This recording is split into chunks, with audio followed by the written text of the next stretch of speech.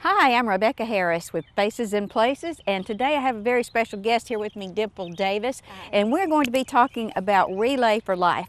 And this year we are having it down at the Idle Hour Sports Complex, which some people refer to as the 9, and it is on Airport Road, which is right down the street from Garrett Harrison Stadium, and it is across from Idle Hour Park. This whole area down here is absolutely beautiful.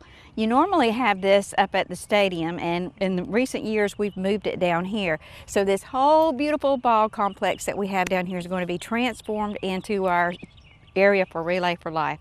So Dimple, please tell us how we came about moving it to this location. All right, well, I will. Well, we actually decided to move it because we wanted to be able to have everybody, being inside so we could fellowship, and so we can have food on our field and cooking and drinking our Cokes and things and juices or whatever. And we're going to have some fruit shakers down here, the little smoothies. So we decided to move it down here, and we're praying that everything turns out well. And we have parking, so that's a good thing up here. And we feel like it's just going to be a change, and sometimes change is good. That's right.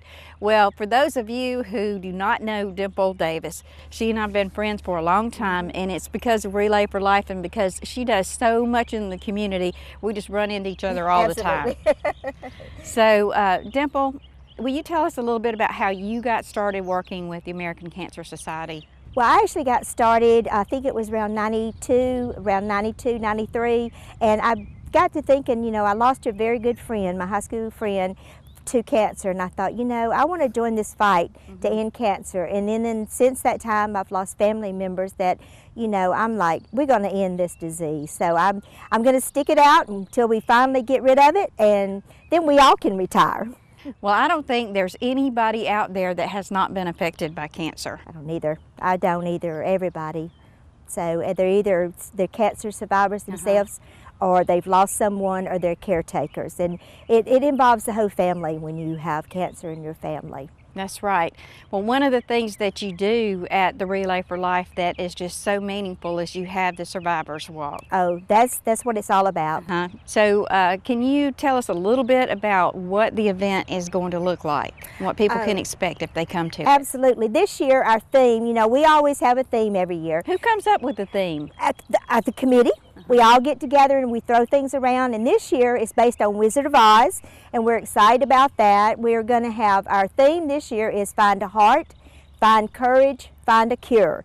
So great. we're going to carry that out, and our desire to help comes from our heart. We need courage to battle the disease, and we're going to find a cure. So we're excited, and we're going to have all kind of events. And like you said, the Survivor Lap is probably the most moving, and second would be the luminary ceremony. And our survivors, it's a time to honor them, their caregivers. It's a time to show them how much we love them, and we just want to continue to add to our numbers of survivors that we honor every year. And so we're really excited about the event. Some of our teams will be decorating based on our theme. Some of them will be playing it up and decorating by other things. And we give out awards based on those two things. We give out the one most decorated by our theme, and then we give out the most decorated tents. Okay, what do you mean by teams? All right, we have teams. You can be a team. Businesses are teams. Churches are teams. Schools are teams. So you can join a team. If you go on our website, right now we have 28 that are registered, and we have, I think it's 6 that's not registered yet, but we know they're going to be there. And they come together, they raise funds. Some of them have been raising funds all year. Some of them will raise funds all year or leading up to the relay, and then they come up here and they sell, hot dogs, hamburgers, popcorn, trinkets. They sell all kinds of, this year we're having vendors that are going to be selling woodworking. I think we're having I think they're called fruit shakers, smoothies. We're having barbecue. We're having all kinds of things going on up here to help raise money that night. Wow. And not only do they raise money that night, but like the Sassy Seniors from the Central Activity Center, when we had Gospel Jubilee last weekend, they had a bake sale out there. And I know that a lot of the businesses and churches do things throughout the year to raise money, and then they bring it to Relay for Life, and then you do the count that night. It's really very exciting. It is. And I know that not only are the teams out there doing work all year long, but I see you on Facebook all the time. You're at this thing, you're at this other thing. Absolutely. And just yesterday I saw a post where you had been someplace with Debbie Coulter. Right. We went to our state capital, and we're members of the American Cancer Society Cancer Action Network, which anybody can join. And what we do is we lobby for cancer research, trying to keep funding up, or other different bills that come in, like the smoke-free environment, where we've been lobbying for that. And Phoenix City is one of the areas that's smoke-free. And we also we send letters to our senators, our representatives. We're a fight because, you know, they hear from us and they listen. I know it's kind of, you know, like hard to believe sometimes, you think they don't, but they do listen. And we went up there on that particular day to present 3 different areas of concern that we wanted the funding to keep on there. So, and then we also go to, now I've not had the opportunity to go, but I've been invited possibly this year to go to Washington to also do some lobbying. Yeah, so I'm hoping it works out. But anybody can join the Cancer Action Network. And it's very simple because you go, you know, you register, it's like a $10 for a year fee. And if they send letters, and you don't even have to do your own letter, all you do is put in your name, your representative, and hit send, and it goes off to them. Wow, that's great. Yeah, it is. It is. Well, I know that you also do a lot of other things in the community throughout the year. And right now we're in the Power of Purple stage. Right. So I see your little purple t-shirt here. I'm digging the t-shirt. Great, great. So tell us about Power of Purple. All right, Power of Purple, if you remember last year we had Men in Purple, and we sent out letters to different people in our community to ask them to join. And what it is a commitment for them to take 2 weeks out of the month and wear purple. Now they can, you know, some of them, you can wear purple shirts, purple ties, purple blouses, purple socks, anything purple. You could do purple hair if you wanted to, but we ask you to spend those 2 weeks using any means like Facebook, you know, your Twitters, your any social media, your friends, get on the phone and try to raise money for those 2 weeks. And last year it was just men that was involved. This year it's men and women. So we've sent out some letters and we're asking for them to join. And what happens is at the end of the 2 weeks, we tally up the money, and then the night of relay, we bring all of our participants on stage and we ask them to tell a little bit why they became involved, and then we announce our winner for the one. We don't set a dollar amount, so the one that raises the most funds during those 2 weeks is named the Power in Purple winner. That sounds like a lot of fun. It is, I think and so. it's for a very, very good cause. Absolutely. So if you guys want to get involved in that, then you still have time to do that. Absolutely. Just contact me. My email is dimpangel@bellsouth.net, or my number, if you want to call, is 706-593-9101, and we'll get you involved. Or they can find you on Facebook like I do. They can find me on Facebook. Send me a friend's request and I'll friend you. That's very cool. Well, when we had the opening at the kickoff at Central Activity Center, y'all had everything decorated so cute. So for those of you who had not seen that episode, it was so cute because they had the Wizard of Oz theme with all kinds of fun foods and all kinds of just different little activities going on around it. It was just really, really cute. Also, one of the things we did at our kickoff that we held at the Central Activity Center in January, we had Carla Teal, who's actually a professor from Auburn, Alabama. She actually came and gave her story, and she was a 3-time breast cancer survivor. She also is a member of our what we call our Heroes of Hope, and that is survivors that have said that, hey, look, I'll go out and speak and give my testimony of how, you know, I fought cancer. And she was a very awesome speaker. She had quite a story to tell, and she, you know, she is a member of a Relay for Life team as well up in Auburn. And she does a lot of work with the relay. So we were really excited to have her. And we probably had, I would think, about 75 or so survivors at our reception as well in January. So that's the beginning, and that's why we do it as well. That's an amazing thing, and we had an opportunity to interview Carla. So we saved that interview, and we'd like to give you a chance to see it now. Carla, if you don't mind, would you please tell us your story? Sure. I'm a two-time breast cancer survivor. I was first diagnosed in 2006 and then again in 2009, both by self-exams. So self-exams are so important. Had chemo the first time with a double mastectomy and then radiation the second time. So I'm always talking to women and men about the importance of knowing your body so that doing those self-exams, if you find something, that you really do need to go to your physician and have it looked at immediately, because most people are, if they find something, they're scared and they don't want to go. Right. But you really do to have it checked out to see if it is something that needs to be examined. Well, I can't even comprehend what that would feel like to be told that you have cancer. So can you just take me back to that day a little bit, because you know, we were saying earlier that there's no family that we know of that's not affected by cancer in some way, and until you have experienced it personally, you know, you just don't really know what that feels like. So can you just, I just want this to be an impact for our audience to realize how serious this is. Right. For me, it was a life-changing day.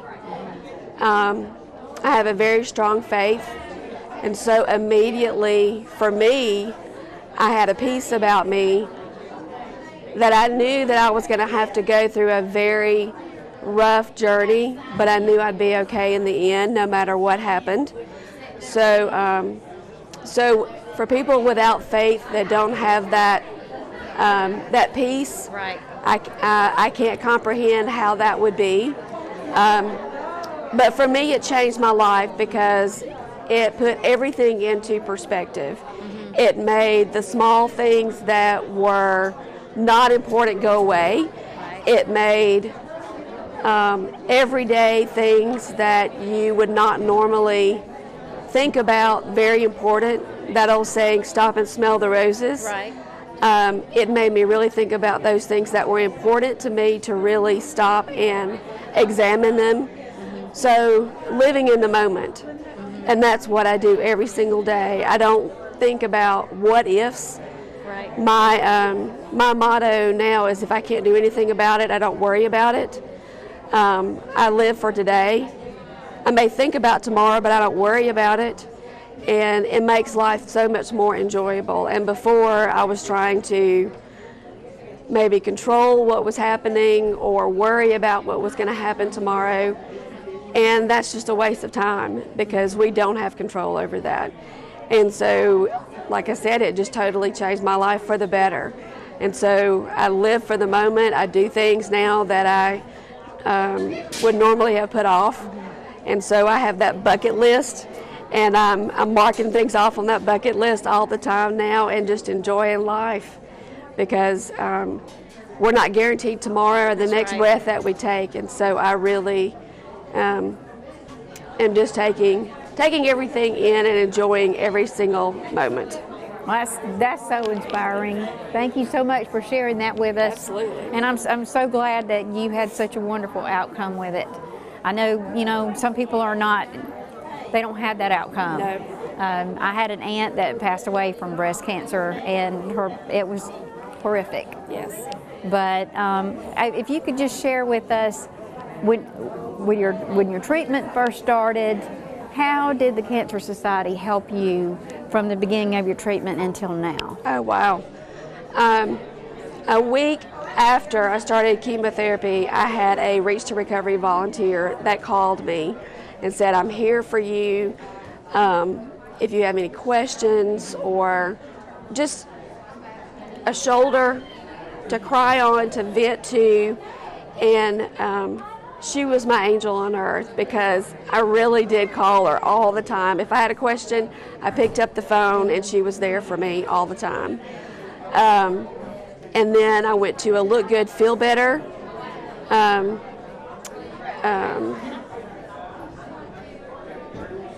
campaign, where they will show you how to use your makeup to when you don't have any hair, any eyebrows, any eyelashes.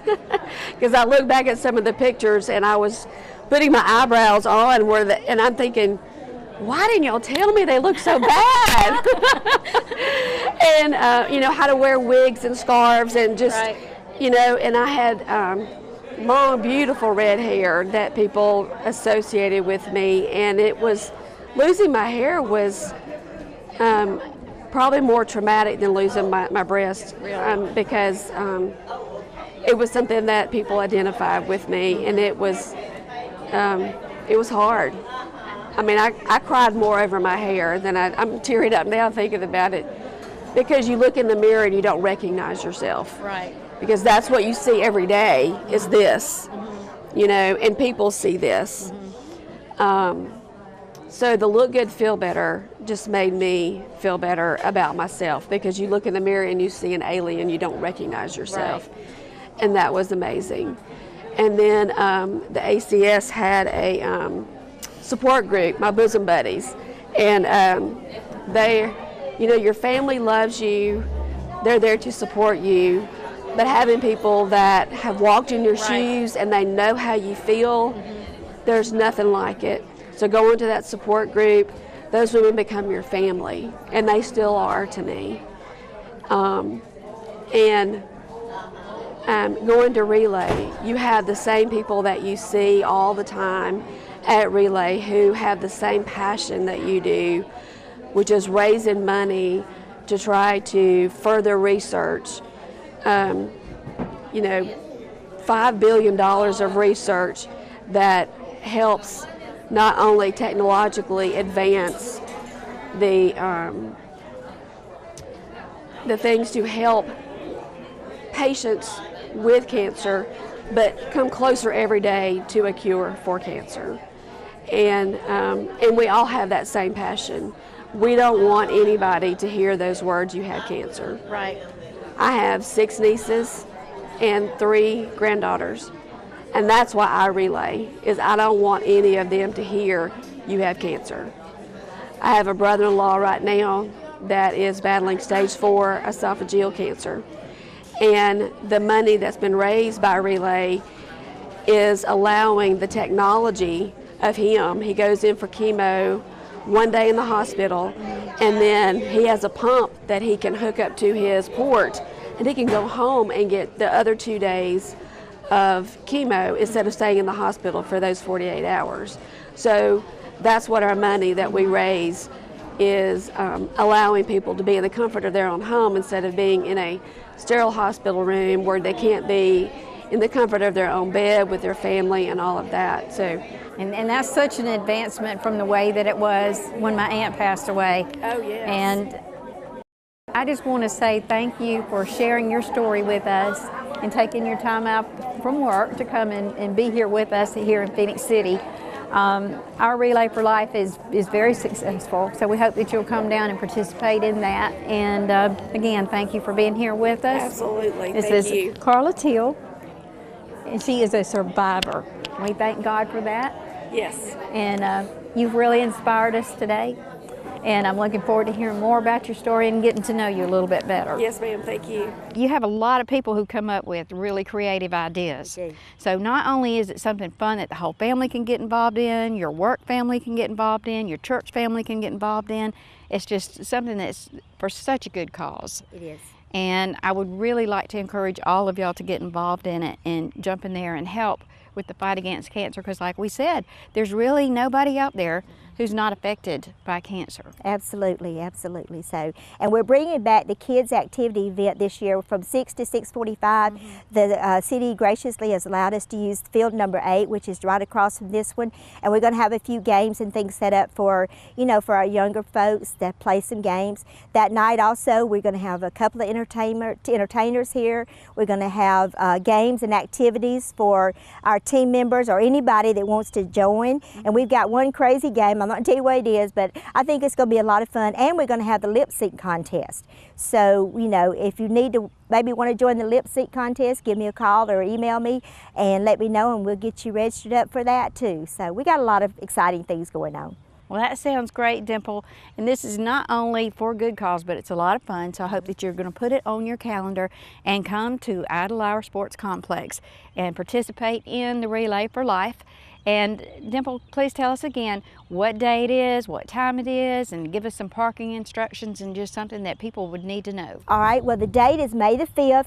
We have a survivors reception from 6 to 6:45, and then the opening ceremonies will begin at 7 o'clock, and we have plenty of parking. We're hoping that we can have one area that's going to be designated for survivors, but just come on down. And we also will have my phone number is going to be out there. We're going to put it out there. And if you maybe can't make the walk up to the field, we'll have golf carts down here to help you come up to the field. So we're looking forward to a very awesome relay this year. But it's May the 5th, survivor reception from 6 to 6:45. Even if you haven't registered, you know, please come and register that night and be a part of our reception. And then we actually have this opening ceremonies at 7 o'clock. So please come out. It's very impressive, so you don't want to miss it. And again, I want to thank Dimple Davis for being here with us today at the Idle Sports Complex. And Dimple, I want to thank you on a personal level for all that you do in the community. I'm so proud of you. This little lady right here is a real powerhouse. Thank you so much, and thank you for allowing us the opportunity to promote our wonderful event and our fight. I put on Facebook yesterday that Dimple is a little angel, and I believe she is. So when you see her here at Relay for Life, please come up and thank her, because she works really, really hard all year long, and so does the rest of the volunteers. Absolutely. So as you see them out and about at the event, just please let them know how much you appreciate them. And but just give me a hug. I will. I will. Thank you so much. We appreciate everything that y'all do to help us out too. Well, I appreciate it, and we hope to see you. And again, I want to thank you for spending some time with us today on Faces and Places, and we will see you next time, where you never know whose face you'll see or which place will be.